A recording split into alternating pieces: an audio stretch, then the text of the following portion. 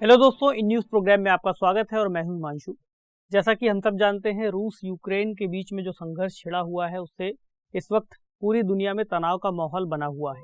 लेकिन एक जो बड़ी चुनौती है इस वक्त भारत के सामने भी हमें देखने को मिल रही है।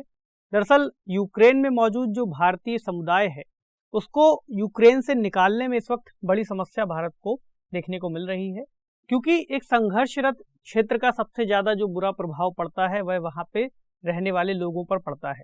तो कई सारे यूक्रेन के रहने वाले जो यूक्रेन के नागरिक थे वे यूक्रेन को छोड़कर जा चुके हैं। हालांकि अभी भी कई सारे लोग वहां मौजूद हैं, लेकिन भारत के संदर्भ में अगर हम इसको जोड़ करके देखें तो जो भारत के नागरिक वहां पर रह रहे थे, वहां पर नौकरियां कर रहे थे, वहां पर पढ़ाई कर रहे थे, उन सभी को वहां से निकलने में समस्या आ रही है। इसके अलावा अभी एक और खबर आई थी जब भारतीय एक छात्र की वहां पर गोलीबारी के दौरान मौत हो गई है। तो आज के इस डिस्कशन में हम इस पूरे टॉपिक को कवर करेंगे और इससे रिलेटेड जो भी इसके आयाम हैं, डायमेंशंस हैं, उनको समझेंगे। जो टॉपिक है वह है ऑपरेशन गंगा और यूक्रेन में फंसे भारतीय छात्र। तो ऑपरेशन गंगा क्या है, इसे किस तरह से चलाया जा रहा है और भारतीय छात्र जो वहां पर फंसे थे उनको किस तरह की समस्याएं सामने देखने को मिल रही हैं। भारतीय छात्र हों, भारतीय जो नागरिक हैं, उनको भी यहाँ पर शामिल करेंगे। जो डायमेंशन रहेंगे उसमें अभी हम न्यूज़ की बात करेंगे। उसके बाद एक बैकग्राउंड देखेंगे यूक्रेन में जो प्रवासी भारतीय रहते हैं उनके बारे में। यूक्रेन किस खास चीज़ के लिए फेमस है, यूक्रेन में ऐसी कौन सी स्थितियां हैं जिसकी वजह से भारत के लोग वहां पर आकर्षित होते हैं, भारत के छात्र वहां पर जाते हैं। ऑपरेशन गंगा क्या है, किस तरह से इसको चलाया जा रहा है। इसके अलावा जो अन्य कुछ प्रमुख रेस्क्यू ऑपरेशन इसके पहले चलाए गए हैं भारत सरकार के द्वारा अपने नागरिकों को विश्व के अन्य कई ऐसे क्षेत्रों से निकालने के लिए जहां पर चुनौतियां थी, उनको देखेंगे। इस पूरे सिनेरियो में क्या चैलेंजेस हैं, क्या किया जा सकता है, इसकी बात करेंगे और एक सवाल रहेगा प्रैक्टिस सेट के रूप में जिसे आप लिखने का अभ्यास करेंगे। यह विषय जीएस पेपर 2 के अंतर्गत अंतर्राष्ट्रीय संबंध खंड से जुड़ा हुआ है और खासकर भारत और इसके अन्य देशों के साथ संबंधों को कैसे यह प्रभावित करेगा, इसको भी हम देखेंगे। तो न्यूज है, Russia Ukraine crisis MEA redoubles evacuation efforts, यानी मिनिस्ट्री ऑफ एक्सटर्नल अफेयर्स ने किस तरह से लोगों को बाहर निकालने के जो उनके प्रयास है उनको तेज कर दिया है। तो न्यूज पर विशेष रूप से एक बार नजर डालना जरूरी है। तो यूक्रेन का एक शहर है खार्किव, यूक्रेन की राजधानी है कीव, और एक शहर है जो पूर्वी यूक्रेन में है उसको कहते हैं खार्किव। वहां पर गोलीबारी हुई और गोलीबारी के दौरान एक भारतीय छात्र की मौत हो गई। बहुत ही दुखद खबर रही है भारत के लिए। और इसके बाद भारत द्वारा जो निकासी अभियान था वहां पर चलाया जा रहा है ऑपरेशन गंगा, तो उसको और तेज कर दिया गया है और किस तरह से जो भी भारतीय नागरिक वहां से निकल करके अन्य देशों में गए हैं उनको भी निकालने का प्रयास है। तो लगभग अभी वहां पर 8000 भारतीय नागरिक कई युद्धरत इलाकों में मौजूद है। खास तौर से पूर्वी जो यूक्रेन का हिस्सा है वहां पर स्थितियां ज्यादा खराब हैं, जबकि पश्चिमी जो यूक्रेन का हिस्सा है वहां से अन्य जो यूरोपीय देश हैं उनकी सीमा लगती है। तो वहां पर कई सारे जो नागरिक हैं और भारत के भी लोग हैं वो वहां पर भाग करके पहुंच गए हैं। अभी हम मैप में उस पूरे नक्शे को देख लेंगे तो हमें थोड़ा सा ज्यादा एरिया क्लियर हो जाएगा। इसके अलावा भारत के अपने राजनयिकों को राजधानी कीव से निकालने की भी योजना है, क्योंकि भारत चाहता है कि जो उसके राजनयिक जो दूतावास कीव में मौजूद था यूक्रेन की राजधानी में, वहां से भी उन लोगों को निकाल लिया जाए। इसके अलावा यूक्रेन और रूस के राजनयिकों से भारतीयों को सुरक्षित निकालने की भारत ने डिमांड रखी है। प्रधानमंत्री श्री नरेंद्र मोदी ने भी लंबे समय तक वहां पर इस चीज के लिए प्रयास किए और कई सारे देशों के जो शीर्ष राजनेता हैं, शीर्ष सरकार के लोग हैं, उनसे बातचीत की और निकालने के लिए भारत के लोगों को मदद मांगी। तो ये एक मैप है जिसमें यूक्रेन का बॉर्डर और इससे रिलेटेड जो देश है उनको दिखाया गया है। तो यूक्रेन है ये, और यहाँ पर यूक्रेन की राजधानी कीव है, और यहाँ पर खार्किव शहर है जिसकी हम बात कर रहे हैं। ये लगभग रशिया के काफी नजदीक का एरिया है। यूक्रेन की जो सीमा है वह रूस से लगती है, और यहाँ पर अगर हम आए पश्चिम की तरफ तो Moldova, Romania, Hungary, Slovakia, Poland और बेलारूस से भी लगती है। और ये जो नदी है इस पर हम पहले भी बात कर चुके हैं, ये नाइपर या नीपर नदी इसको कहते हैं, जो प्रमुख नदी है और यूक्रेन को लगभग 2 भागों में डिवाइड करती है, पूर्वी और पश्चिमी में। अब वो क्षेत्र जहां पर सबसे ज्यादा समस्या मौजूद है खार्किव का इलाका, और ऐसे क्षेत्र जहां पर रूस का काफी ज्यादा दबदबा बना हुआ है। लगभग ये वाला एरिया जो आप रेड कलर में देख रहे हैं, कोनोटॉप और सुमी का एरिया यहाँ पर कट कर दिया गया है रशियन फोर्सेस की तरफ से। ये कुछ विवादित क्षेत्र है। और बेलारूस का एरिया ये है जहाँ से रूसी सेना यहाँ पर दाखिल हुई है। तो इस तरह से पूरा एरिया इसमें दिखाया गया है। जो लोग यहाँ से निकले हैं वो कुछ पोलैंड, माल्डोवा, हंगरी, बेलारूस इस तरह के देशों में गए हुए हैं। ठीक है, तो अब बात करें एक बैकग्राउंड की कि यूक्रेन में जो प्रवासी भारतीय हैं वो लगभग किस तरह से रह रहे हैं, कितने लोग वहां पर मौजूद हैं।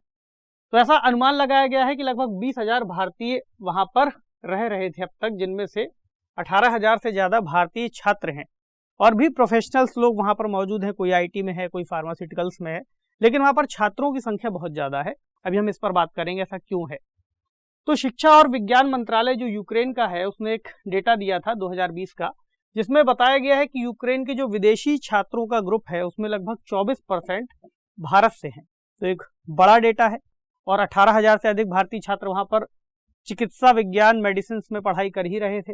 तो चिकित्सा के क्षेत्र में स्नातक और स्नातकोत्तर विशेषज्ञताओं की सबसे बड़ी संख्या के मामले में यूक्रेन जो है यूरोप में चौथे स्थान पर आता है। और यूक्रेन में जो मौजूद मेडिसिन या फिर चिकित्सा के क्षेत्र में जो सुविधाएं हैं उनका बहुत ज़्यादा ही भारत के अंतर्गत उपयोग देखने को मिलता है, उनका बहुत ज़्यादा चार्म देखने को मिलता है। उसकी एक खास वजह वहाँ पर मौजूद जो विश्वविद्यालय हैं उनका अच्छा होने के साथ साथ उनका किफ़ायती होना भी है। अभी हम बात करते हैं। तो वहाँ पे जो राज्य द्वारा संचालित विश्वविद्यालय हैं वहाँ पर काफ़ी कम लागत में गुणवत्तापूर्ण शिक्षा मिल जाती है।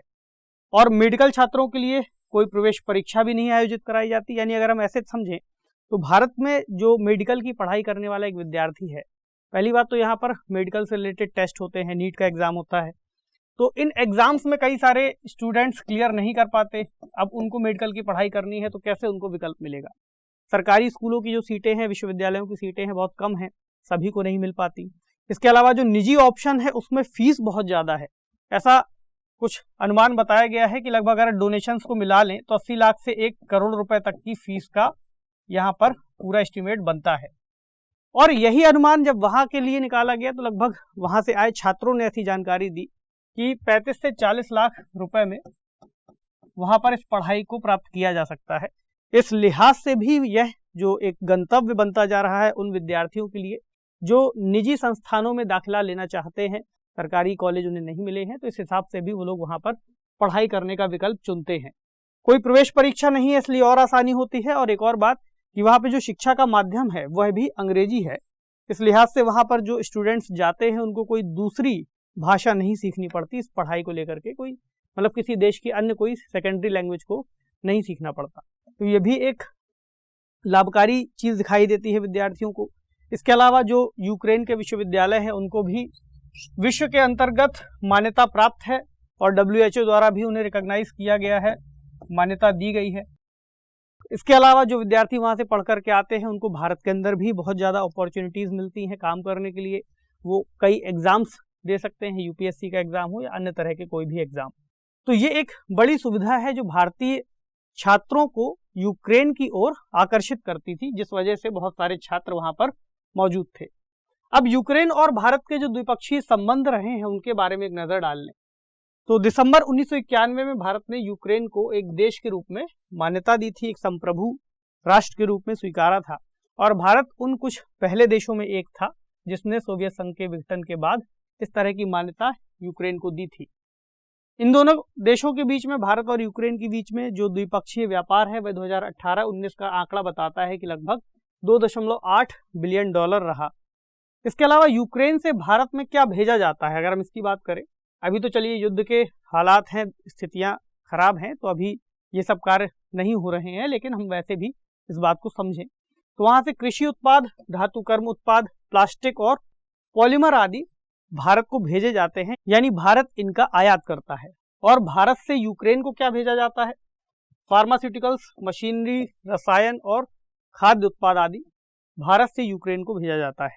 ठीक, इसके अलावा अगर हम सांस्कृतिक संबंधों की बात करें तो नृत्य, योग, दर्शन, आयुर्वेद और आध्यात्मिकता जैसे कई सारे पहलू भारत की वहाँ पर जो छवि है उसको बहुत ज़्यादा पॉजिटिव रखते हैं। वहाँ के कई लोग भारत के अंतर्गत मनाए जाने वाले त्योहारों को मनाते हैं और भी कई तरह के कार्यक्रमों का आयोजन किया जाता है। इसके अलावा जो भारतीय व्यावसायिक पेशेवर हैं वे फार्मास्यूटिकल्स, IT, इंजीनियरिंग, चिकित्सा, शिक्षा आदि क्षेत्रों में वहाँ पर कार्यरत हैं। तो अब यह वही स्थितियाँ खराब हुई हैं कि कैसे अब इन लोगों को बाहर निकाला जाए। तो इसीलिए ऑपरेशन गंगा एक सरकार की तरफ से, भारत सरकार की तरफ से चलाया जाने वाला एक प्रयास है, जिसमें वहाँ पर मौजूद जो नागरिक हैं भारत के, उनको बाहर निकालने के लिए रूसी जो राजनयिक है उनसे मदद मांगी गई है, यूक्रेन के राजनयिकों से मदद मांगी गई है, यूक्रेन से सटे हुए जो देश हैं यूक्रेन की सीमा से, उन देशों में भी बात की गई है। और ऐसे भारत के लोग जो यूक्रेन से निकल करके उन नज़दीकी देशों में चले गए हैं, सीमावर्ती देशों में गए हैं, उनको वहाँ से निकालने के लिए इस ऑपरेशन को चलाया जा रहा है। तो इसमें 24/7 जो हेल्पलाइन है वो दी गई है और भी कई सारी चीज़ें यहाँ पर आप देख सकते हैं। तो भारतीय नागरिकों को यूक्रेन से निकालना इसका मकसद है और इसमें कई सारी जो फ्लाइट्स हैं, खासतौर से एयर इंडिया जो भारत की है, और स्पाइस जेट, इंडिगो, कई सारी जो निजी क्षेत्र की एयरलाइंस हैं उन्होंने भी सुविधाएं देना शुरू कर दिया है। इसके अलावा भारतीयों को निकालने के लिए भारतीय वायुसेना ने भी आगे आकर के काम करना शुरू कर दिया है और अब तक कई सारे लोगों को वहां से वापस लाया जा रहा है। अभी जो लोग वहां पर बाकी हैं, लगभग ऐसा बताया गया है अपडेट्स में कि 7 से 8,000 लोग अभी निकाले जाने बाकी हैं और लगभग कई 60% लोगों को यूक्रेन से सुरक्षित कर लिया गया है। ठीक, तो ऐसे और कौन कौन से ऑपरेशंस रहे इस ऑपरेशन गंगा के अलावा जो बहुत प्रमुख रहे, और विश्व में जब भी परिस्थितियां खराब हुई तो भारत ने कैसे उन लोगों को बाहर निकाला, अपने लोगों को मदद पहुंचाई। देखिए, इसका एक खास मकसद तो यह भी था कि भारत के जो नागरिक हैं उनको निकालना भारत की जिम्मेदारी इसलिए भी हो जाती है क्योंकि वे भारत के नागरिक हैं और भारत को रिप्रेजेंट करते हैं। इसके अलावा जो विदेशों में रह रहे भारतीय लोग हैं वे भारत के लिए एक एसेट भी हैं, यानी वे अन्य देशों में जाकर के आय अर्जित करते हैं और उसका एक बड़ा हिस्सा भारत को भेजते हैं, जिसे हम रेमिटेंस के रूप में जानते हैं। तो भारत को विदेशी आय भी प्राप्त होती है। तो हर तरह से भारत की जिम्मेदारी बनती है कि वह अपने नागरिकों को अगर कोई विपरीत स्थिति आती है विदेशों से वापस लेकर के आए। तो ऐसा ही 1990 में एक कुवैत एयरलिफ्ट नामक अभियान चलाया गया था, जिसमें लगभग 2 लाख भारतीयों को निकाला गया था। जब कुवैत की स्थितियां खराब हुई तब इस अभियान को चलाया गया और इस अभियान के बारे में कहा जाता है कि इसने Guinness of the world record भी बनाया। इसके बाद ऑपरेशन सेफ होमकमिंग 2011 चलाया गया था, जहां पर लीबिया में जब गृह युद्ध की स्थितियां बनी थी तब 15,000 से अधिक भारतीय नागरिकों को बचाया गया था। इसके बाद 2015 में ऑपरेशन राहत हमें देखने को मिला, जो प्रमुख ऑपरेशन हैं जिनकी हम बात कर रहे हैं, जब यमन सरकार और हौथी विद्रोहियों के बीच में लड़ाई और युद्ध की स्थितियां बन रही थी। तो भारतीय सशस्त्र बलों द्वारा ऑपरेशन राहत का संचालन किया गया और वहां पर मौजूद जो उनके नागरिक थे उनको निकाला गया वायुयान के माध्यम से, समुद्री रास्तों के माध्यम से। इसके अलावा एक और जो मिशन हमें सुनने को मिलता है वह है वंदे भारत मिशन 2020 का, जब कोविड-19 के दौरान भारत वापसी अभियान के रूप में इसको जाना जाता है। वैश्विक स्थितियां जब खराब हो रही थी और विश्व स्तर पर सभी जगह पर लॉकडाउन लग रहे थे, तब भारतीय नागरिकों को अन्य जगहों से निकालने का कार्य भारत सरकार ने किया था और वंदे भारत मिशन 2020 के अंतर्गत इस पूरी योजना को अंजाम दिया गया। और अब हम हालिया जो पढ़ रहे हैं वह है ऑपरेशन गंगा, यानी 2022 का अभियान यूक्रेन से संबंधित। अब चैलेंजेस की अगर बात करें तो चैलेंजेस क्या क्या आते हैं, इस वक्त क्या चैलेंजेस हैं। सबसे बड़ी बात, अभी जो भारतीय नागरिक यूक्रेन में मौजूद हैं उनको निकालना इस वक्त भारत सरकार की प्राथमिकता है और भारत सरकार इसके लिए लगातार प्रयास कर रही है। भारत ने अपने केंद्रीय मंत्रियों की एक टीम को भी भारत सरकार ने भेजा है ताकि वहां पर मौजूद जो भारत के नागरिक हैं उनको वहां से निकालने में सुविधाएं मिल सके, उनको और आसानी हो सके। इसके अलावा एक कूटनीतिक चुनौती भी भारत के सामने आ रही है, यानी कई सारे देश ऐसा कह रहे हैं कि रूस यूक्रेन संघर्ष के दौरान रूसी गोलीबारी में एक भारतीय नागरिक की मौत हुई है। ऐसे में भारत को अपना स्टांस बदलना चाहिए, क्योंकि अभी तक ऐसा देखा गया है कि भारत एक तटस्थ रूप में अपनी नीतियों को आगे बढ़ा रहा था और उसने स्पष्ट रूप से यानी खुलकर रूस के विरुद्ध कोई बयान नहीं दिया है और यूक्रेन के विरुद्ध तो देना ही नहीं है। ऐसे में यूएन में रूस के विरोध में जाने का एक दबाव बनता हुआ दिख रहा है, लेकिन भारत इसको कैसे कूटनीतिक रूप से डील करेगा यह अभी हम देखेंगे। तो समाधान क्या हो सकता है? पहला तो जो सुरक्षा के प्रयास किए जा रहे हैं उनमें और तेजी लाई जाए और ये कोशिश की जाए देशों से बातचीत करके कि अब और भी कोई इस तरह की दुर्घटना ना हो जैसी कि अभी एक छात्र के साथ हुई। तो भारत सरकार प्रयास कर भी रही है इस दिशा में।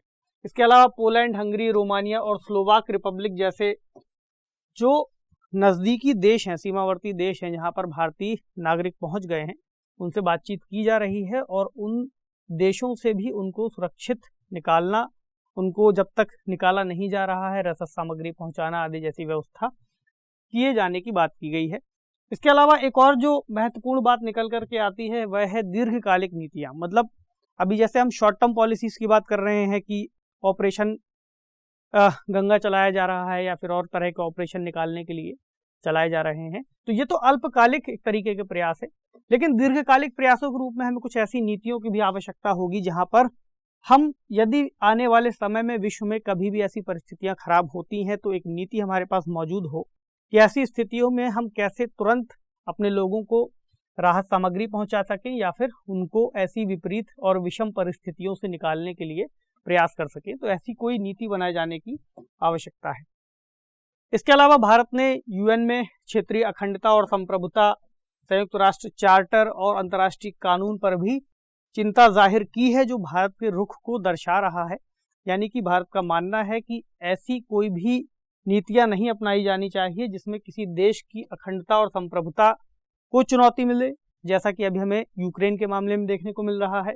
संयुक्त राष्ट्र का जो चार्टर है और अंतर्राष्ट्रीय कानून है उसका पालन किया जाना यहाँ पर बहुत आवश्यक होगा, ऐसा भारत का कदम है और भारत का कहना है। तो सवाल क्या बन सकता है आज के टॉपिक पर? रूस यूक्रेन संघर्ष में भारतीय हितों को ध्यान में रखते हुए ऑपरेशन गंगा पर चर्चा कीजिए। तो आपको बताना है ऑपरेशन गंगा किससे संबंधित है, किस तरह से यहाँ से लोगों को निकाला जा रहा है। बताइए कि इससे पहले भारतीय प्रवासियों को विपरीत वैश्विक परिस्थितियों से निकालने के लिए किस तरह के उपाय अपनाए गए हैं। यानी इसमें डिमांड है कि आप कुछ पहले के ऐसे ऑपरेशंस के बारे में जिक्र करें जिसमें भारत ने अपने नागरिकों को अन्य देशों और विषम परिस्थितियों से बाहर निकाला है। तो इस प्रश्न को लिखने का अभ्यास कीजिए। आज के सेशन को यहीं समाप्त करते हैं। आपसे मिलेंगे अगले सेशन में किसी अन्य महत्वपूर्ण विषय के साथ। तब तक पढ़ते रहिए, ख्याल रखिए। शुक्रिया।